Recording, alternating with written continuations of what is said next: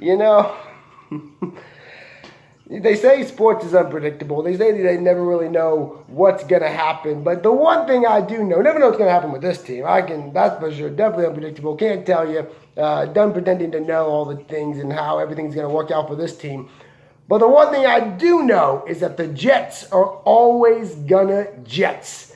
That they're always gonna do something so stupid and crazy that you just can't help but laugh. And as my biggest rival personally, that's exactly what I'm gonna do. As let's talk about what just happened with the New York Jets today, okay? Who fire Vice President of Football Operations Brian, not sure his last name, ain't heard of him, and of course, longtime General Manager Mike Maccagnan, who had been a controversial figure there. They're gone today of all days. I'll get to that.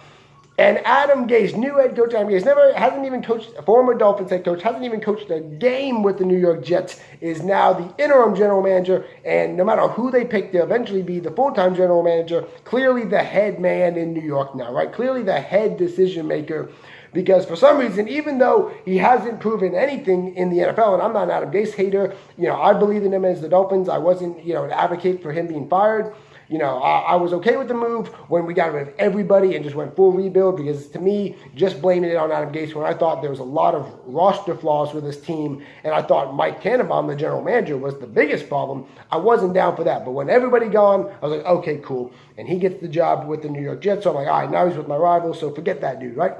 Not going to hate on him as a coach, but the one criticism in it is his personnel decision.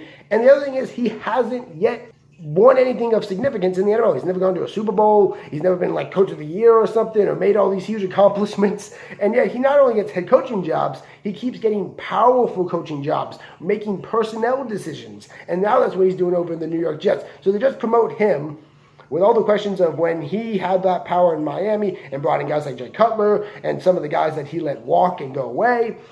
Now he has it all over again with New York. But what's even crazier, because again, I don't think necessarily Adam Gase is terrible, right?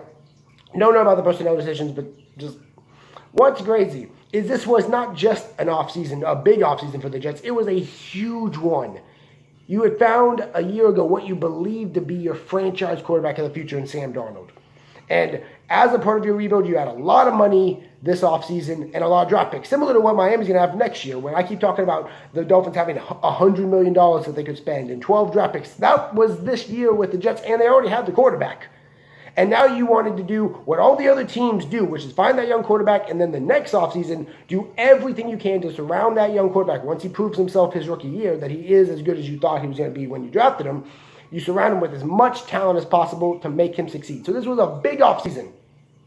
And the people who just spent $100 million on Le'Veon Bell, on guards, on the two wide receivers that they had, I can't remember the names, James... I'll look them up. But two wide receivers, Le'Veon Bell, C.J. Mosley, a linebacker, spent $100 million, spent a top 3 draft pick. The people that just made those huge decisions, not even a month later, you're firing them. 2 months before the season is. The offseason's over. You can't make any significant changes to your roster. And these people just made huge moves for your future. And maybe you can say anybody could have gotten Le'Veon Bell. Anybody would have been smart enough to sign him if you could have. Maybe. But these people who just made decisions dictate your future all offseason long, you fired. So what does that say about your confidence in the decisions they just made? That you fire them, and now they're going to get fired before the season even starts, before you even see if the moves they made were correct. All to just make Adam Gase the superpower in New York. I mean, I can't even remember a situation like this where it's rare. It's rare to see a guy get fired after all the moves have been made and after you've done everything. This is something you probably should have done in February. If you didn't like the direction, you already getting a new head coach. Why not just get a new GM, new VP, do with the Dolphins? They just get new everything. But no, instead you let them stay. You let them make big-time decisions. I'm still getting updates about this. You let them make big-time decisions, and then you just fire them?